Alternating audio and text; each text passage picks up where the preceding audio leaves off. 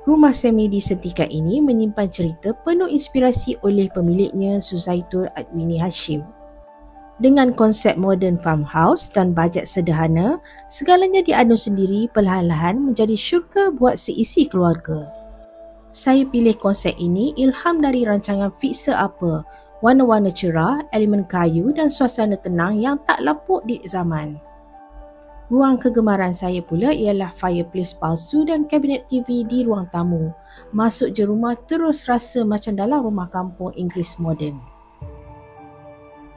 Segala susun atur dan dekorasi saya buat sendiri ikut cita rasa kami suami isteri sebab bajet pun terhad.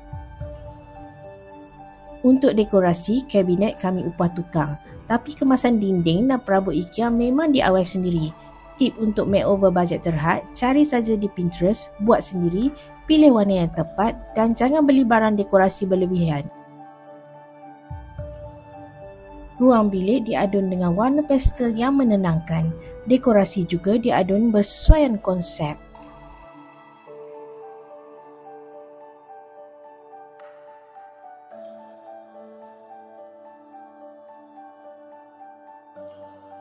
Ruang dapur tampil dengan serba putih yang memberi kesan luas pada ruang.